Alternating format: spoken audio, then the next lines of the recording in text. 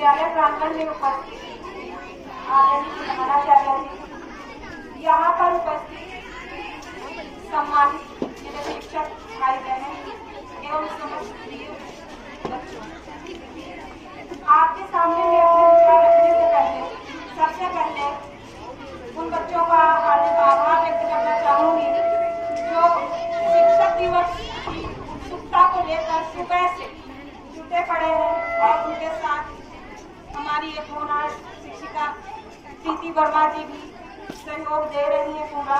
तो सबसे पहले मैं उनका धन्यवाद करूंगी। जैसा कि आप लोग सभी जानते हैं कि आज हिंदी दिवस है और हिंदी दिवस के पावन उपलक्ष्य पर हमें आज यहाँ पर उपस्थित हुए हैं।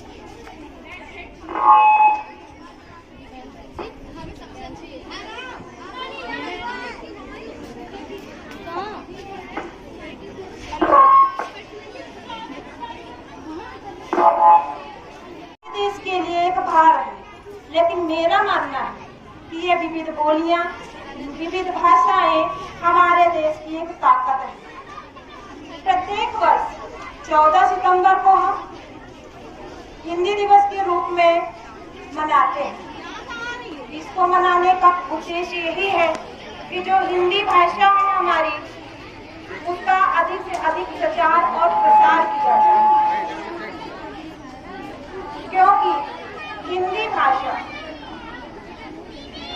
अन्य भाषाओं की तुलना में अत्यधिक समृद्ध है और हिंदी भाषा अत्यधिक समृद्ध होने के बावजूद भी अंतर्राष्ट्रीय स्तर पर शीर्ष भाषाओं में अपना स्थान बनाने में समर्थ नहीं हो पाई और यही कारण रहा है कि आज इसे हम राजभाषा तक ही सीमित कर चुके हैं, इसको राष्ट्रभाषा बनाने में समर्थ नहीं हुए।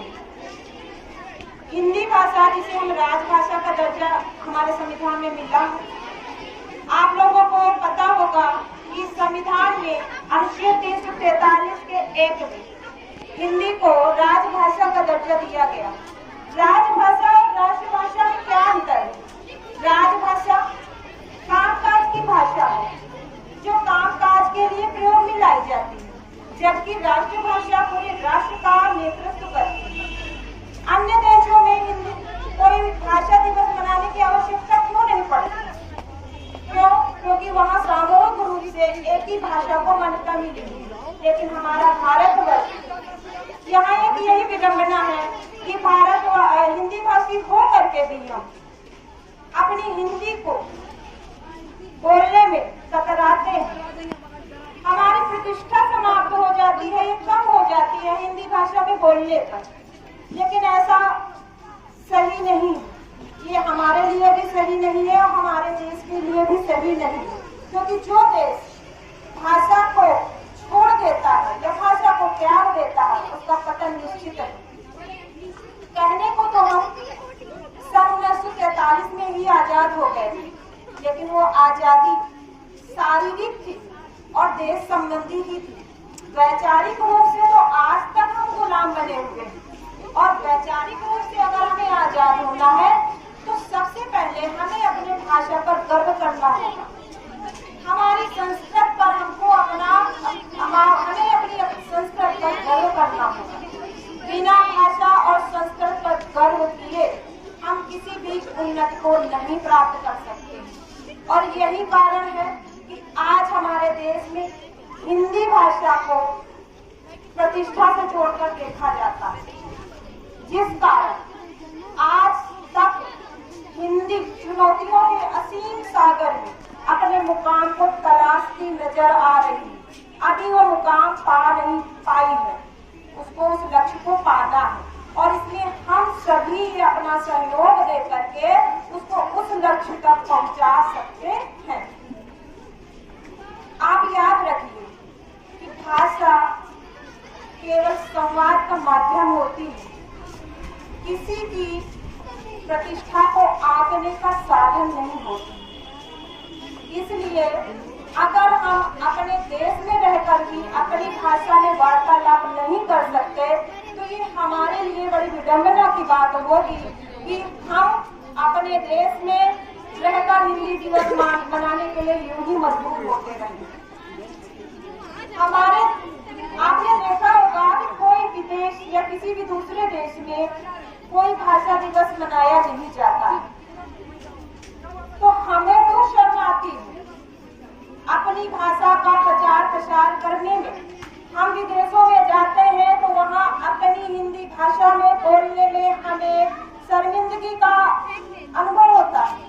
क्यों नहीं हम वहाँ पर अपनी मातृभाषा में वार्तालाप करते हैं। अगर आप किसी को हमारे भाव से परिचित होना है तो उन्हें आवश्यकता है हमारी भाषा को सीखने की, ना कि हमें आवश्यकता है उनकी भाषा में जवाब देने की।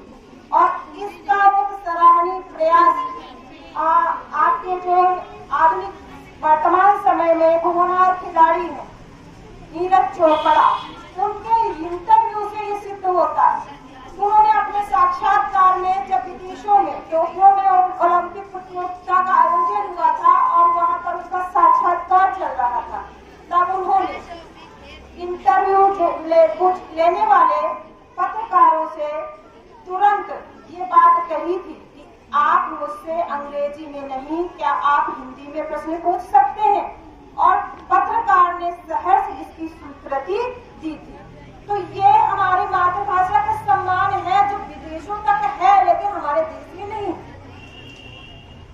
इसलिए मैं यही कहना चाहूंगी कि शिक्षक दिवस को दिवस के रूप में अब हमें आगे मनाना न पड़े।